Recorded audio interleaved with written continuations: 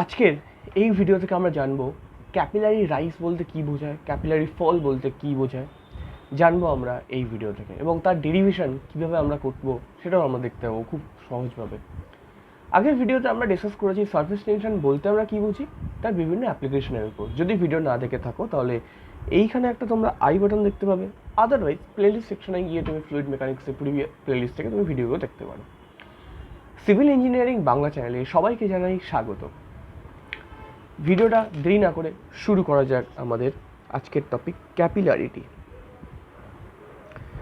এর কনসেপ্ট যেটা হলো, কি কনসেপ্টটা হলো ব্যাপারটা, ধরো এরকম একটা পাত্র আছে, এই পাত্র তুমি পার্টিকুলার কোনো একটা কী রেখেছো, তুমি পার্টিকুলার একটা ফ্লুইড রেখেছো, XYZ কিছু একটা ফ্লুইড রাখা আছে। এবার তুমি যদি দেখো একটা এরকমভাবে পাইপ যদি তুমি প্রেস করো বা ওখানে বসিয়ে দাও, প্লেসড করো, দেখবে জল এটা আস্তে আস্তে এরকমভাবে উঠতে থাকছে। কেন উঠছে? Due to pressure, due to cohesion adhesion. এবং উঠে একটা পার্টিকুলার হাইটে গিয়ে ও কী করছে, গিয়ে স্টেবল হচ্ছে। এবং সেই হাইটটা আইদার সেটা এইরকমভাবে গিয়ে ফর্ম করছে হাইটটা গিয়ে, বা এরকমভাবে ও ফর্ম করছে। তো এই ব্যাপারটাকে ক্যাপিলারি রাইজ, ক্যাপিলারি ফল বলা হয়ে থাকে, ঠিক আছে? আর এখন যদি বলে what do mean by capillary, তুমি কি বলবে? তাহলে তোমাকে বলতে হবে ইট ইজ আ ফেনোমেনন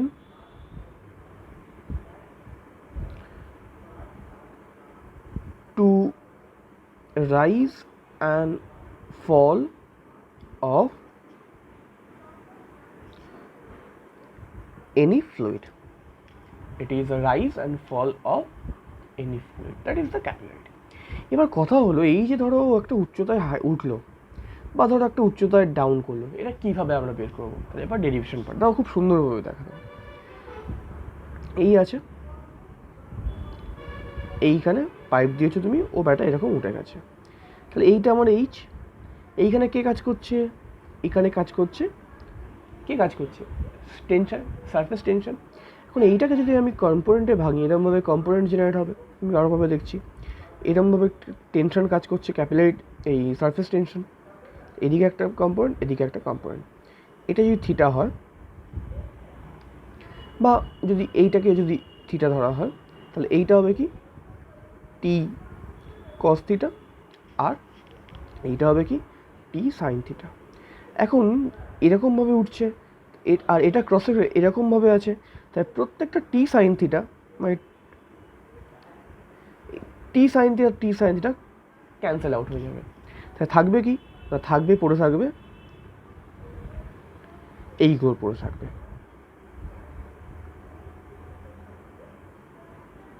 এগুলো কি টি কস থিটা।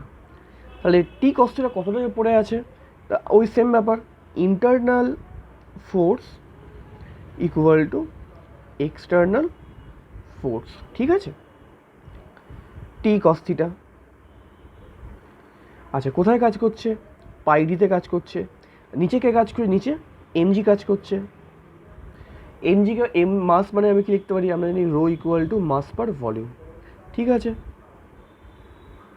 তাহলে rho V equal to mass. তাহলে আমরা লিখতে পারি যে T cos theta pi D equal to rho into g. আমাদের কী লাগবে? হাইট লাগবে। তাহলে কতটা জল উঠেছে? এই লেভেলের জল উঠেছে। তাহলে এখানকার ভলিউম কত হবে? এখানকার ভলিউম ইকুয়াল টু হবে π/4 ডি স্কোয়ার ইন্টু এইচ, ঠিক আছে? তাহলে T cos theta pi into D, π/4 D square H rho g. দেখো পাই কেটে গেল, ডি কেটে গেল, বাকি কী রইলো? আর তো কিছু কাটার নেই। তাহলে এইচ ইকুয়াল টু কী হচ্ছে? এইচ ইকুয়াল টু হচ্ছে 4t cos theta by rho g d. ব্যাস, এটাই হলো আমাদের হাইট অফ ক্যাপিলারিটি। বোঝা গেছে আশা করি। এবার যদি ডাউন করে সেম ফর্মুলা হবে, শুধু ডাউনে হয়ে যাবে। তাহলে এই হলো পুরো ক্যাপিলারিটির গল্প। এবং এর সাথে সাথে ইউনিট 1 আমরা এখানে শেষ করতে চললাম।